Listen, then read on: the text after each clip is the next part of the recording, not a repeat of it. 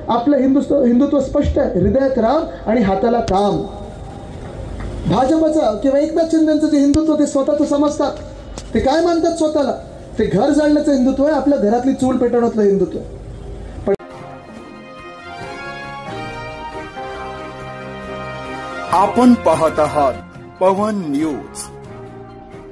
भाग असेल, शहरी भाग असेल, मला विचारत आहे की आदित्य, आपल्या नोकरीचं काय, रोजगाराचं काय, कुठेतरी संधी मिळणार की नाही मला? हे सगळे जे तरुण आहेत ते कुठेही माथेवर मी हिंदू आहे, मी मुस्लिम आहे, मी सिख आहे, मी ईसाई आहे, मी पारसी लिहून येत नाही. हे ना पाहिजे ते फक्त नोकऱ्या पाहिजेत, रोजगार पाहिजे. आणि म्हणून मी तुम्हाला पुन्हा एकदा सांगतो, आपलं हिंदुत्व स्पष्ट आहे, हृदयात राम आणि हाताला काम.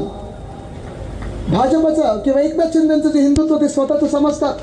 ते काय मानतात स्वतःला? ते घर जाळण्याचं हिंदुत्व आहे, आपल्या घरातली चूल पेटवण्यातलं हिंदुत्व. पण जसं मी तरुणांसाठी सांगतोय की आपलं सरकार आल्यानंतर आपण या राज्यात पुन्हा एकदा उद्योगधंदे आणू, गुंतवणूक आणू, रोजगार निर्माण करू. पण आज जो बेरोजगार तरुण आहे त्या बेरोजगार तरुणांना आपण महाविकास आघाडी म्हणून प्रत्येक महिन्याला 4,000 रुपये देणार आहोत. बेरोजगारी भत्ता म्हणून देणार आहोत. पण पुढे नोकऱ्या शोधायच्या का? नाही तर असंच आनंदात राहायचं नाही, नाही तर हे सरकार काय बघलं. पण आज ही गरज आहे, ही गरज खरोखर आहे.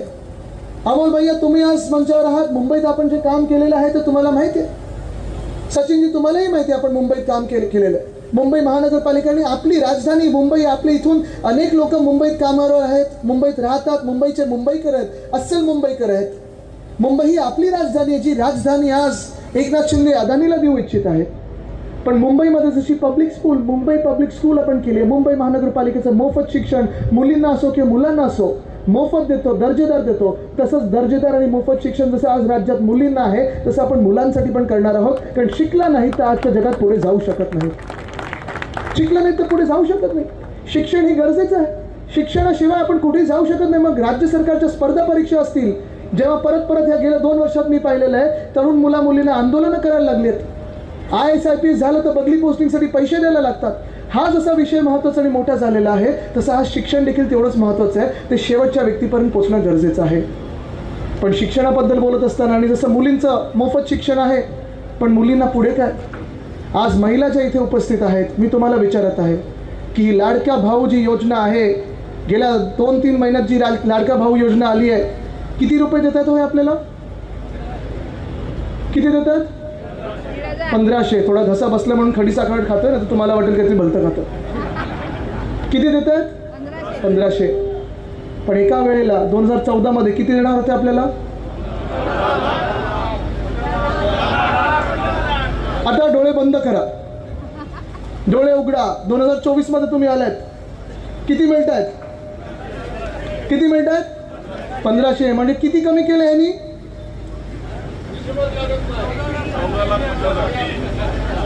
किती शून्य काढले? कळलं ना तुम्हाला किती मोठं जादूगार एकनाथ शिंदे आहे? तसं जर चुकून यांचं सरकार बसलं तर ह्या गद्दार लोकांनी आपल्याला 150 रुपये देण्यात येणं लाज वाटणार नाही. आणि म्हणून उद्धव साहेबांनी शब्द दिलेला आहे, महिलांना शब्द दिला आहे की 1500 रुपयामध्ये काही परवडत नाही. 1500 रुपयामध्ये काही मिळतं का आपल्याला? काही मिळत नाही. 1500 रुपये नाही तर आपली महालक्ष्मी योजना येणार. 1500चे दुप्पट करून आपण प्रत्येक महिलेला या राज्यात 3000 रुपये प्रति महिना देणार आहोत. 3000 रुपये प्रति महिना देणार आहोत. गरजेचं आहे. महाराष्ट्रात आपल्याला महिलांसाठी 6 सिलेंडर मोफत ह्या आपल्याला द्यायलाच लागतील प्रति वर्षात. पण त्याहूनही जास्ती पुढे जात असताना आपल्याला हा विचार करायला लागेल की आपण महिला, पुरुष हे सगळे आपण कधी गावी जातो, कधी माहेरी जातो, कधी सासरी जातो, कधी मुंबईला येतो, कधी दुसऱ्या जिल्ह्यात जातो काम करत असताना. पण महिला या समाजाचा कणा आहेत. महिला ह्या जसं घर सांभाळतात तसं समाजही सांभाळतात. आणि ह्याच महिलांसाठी STचा प्रवास असेल, मुंबई BSTचा प्रवास असेल, फ्री ऑफ कॉस्ट म्हणजे मोफत हे आपलं सरकार करून देणार आहे. प्रत्येक व्यक्तीला कॅशलेस ट्रीटमेंट म्हणजे 25 लाखापर्यंत कुठच्याही हॉस्पिटलमध्ये तुम्ही जा, आरोग्य सेवा ही मोफत करणार आहोत आपण. आज इथे डॉक्टर बाबासाहेब आंबेडकर महामानव यांच्या पुतळ्याला हार घालत असताना माझ्या मनात जी खंत होती ती हीच होती की तुम्ही संविधानबद्दल सगळीकडे बोलत असता, मग माझ्या महाराष्ट्रात संविधानाचा अपमान का केला? ते घटनाबाह्य सरकार का बसवलं? जे संविधान आम्ही आमचं धर्मग्रंथ म्हणून समजतो. ह्या देशाचं धर्म हे राष्ट्रत्व आहे आणि धर्मग्रंथ हे संविधान आहे, जे आपल्याला महामानव डॉक्टर बाबासाहेब आंबेडकरांनी दिलेलं आहे. त्याच संविधानाप्रमाणे आपले सर्व धर्म, सर्व जाती, सर्व समाज हे न्याय मागत असतात, जगत असतात, आनंदाने एकत्र राहत आलेले आहेत. ज्याच संविधानात तुम्ही महाराष्ट्रात दूर करायला निघालेले आहात, त्याची खंत अजूनही मनात आहे. मला बदला घ्यायचा नाही, पण मला बदलाव आणायचा आहे, मला परिवर्तन आणायचं आहे. की जे लोक आपल्या महाराष्ट्राला लुटू पाहतात, जे लोक अदानीच्या घशात महाराष्ट्राला घालत आहेत, तुमच्या आमच्या राजधानीला मुंबईला अदानीच्या घशात घालत आहेत, त्या लोकांना ह्या महाराष्ट्रातून हद्दपार करायचं आहे. इथे अनेक भाजपचे लोकही आले असतील, कारण इथे जे गद्दार आहेत त्यांची गुंडगर्दी प्रत्येक पक्षावर चालते. कदाचित काही संघाचे लोक आले असतील, त्यांनाही मी आज विचारत आहे, मनापासून विचारत आहे, अगदी मनापासून विचारत आहे की जे भाजपवाले आहेत तिथे किंवा संघवाले आहेत किंवा संघांना मतदान करणार आहेत, भाजपला मतदान करणार आहेत, त्यांना मी विचारत आहे की गेल्या 2 वर्षात एकनाथ शिंदे सरकारमध्ये, अलिबाबा और 40 चोर सरकारमध्ये तुम्हाला काय मिळालं? मुख्यमंत्री कोणाचा आहे? मुख्यमंत्री कुठून आलेत? गद्दार, बरोबर. म्हणजे जे सुरतला पळाले, गुवाहाटीला पळाले, मग गोव्यात येऊन टेबलांवर नाचले, त्यांना मुख्यमंत्री केलं. शिवसेना उद्धव बाळासाहेब ठाकरे पक्ष फोडून तुम्ही मुख्यमंत्री केलं. त्यांच्यातले जे 10 मंत्री आहेत ते कोणाचे आहेत? फुटलेल्या शिवसेनेतून आहेत. पुढचे 9 मंत्री कोणाचे आहेत? फुटलेल्या राष्ट्रवादी काँग्रेसमधून आहेत. जे अजित पवार साहेबांच्या विरोधात तुम्ही भाजप म्हणून 10 वर्ष लढलात, आंदोलनं केली, लाठीकाठी खाल्ली, जेलमध्ये गेलात, त्यांनाच तुमचा पालकमंत्री म्हणून पुण्यात डोक्यावर बसवलं, वित्तमंत्री केलं आणि उपमुख्यमंत्री केलं. भाजपला नेमकं काय मिळालं? जे देवेंद्र फडणवीस साहेबांबरोबर 10 मंत्री भाजपचे आहेत, त्याच्यातून पण फक्त 6च भाजपचे आहेत, बाहेरचे 4 आहेत. मग नेमकं भाजप आणि संघाच्या कार्यकर्त्यांना काय मिळालं? महामंडळ असतील, मंडळं असतील, मंदिराचे न्यासाचे अध्यक्ष असतील, हे सगळे हे फुटलेल्या राष्ट्रवादीतून किंवा फुटलेल्या शिवसेनेतून आहेत. भाजप आणि संघाच्या कार्यकर्त्यांना काय मिळालं? हा माझा सवाल आहे. हे तुम्ही विचार करण्यासारखं आहे. आणि म्हणून आपल्या जास्ती वेळ न घेता तुम्हाला एकच सांगतो, महाराष्ट्राने ठरवलेलं आहे की येत्या 20 तारखेला महाविकास आघाडीचं सरकार आणायचं म्हणजे आणायचंच आहे. कारण ह्या सरकारमध्ये कुठेही भेदभाव न करता आपण जनतेची सेवा करत होतो. या सरकारमध्ये भेदभाव न करता आपल्या राज्यात जी गुंतवणूक आणत होतो ती प्रत्येक व्यक्ती आणि शेवटच्या व्यक्तीपर्यंत पोहोचत होतो. या सरकारमध्ये जे आपण विकास करत होतो, जो शाश्वत विकास करत होतो, तो प्रत्येक समाजाचा करत होतो, प्रत्येक धर्माचा करत होतो, प्रत्येक जातीचा करत होतो, प्रत्येक पंथाचा करत होतो.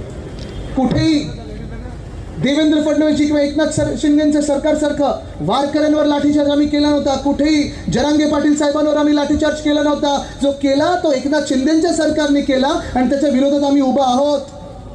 पण ह्या महाराष्ट्रात जी एकी बनलेली आहे, आपण पाहताय इथे महिला मोठ्या संख्येने आलेल्या आहेत. इथे सगळ्या जातीच्या धर्माच्या महिला एकत्र बसल्या आहेत, पुरुष देखील एकत्र बसलेले आहेत.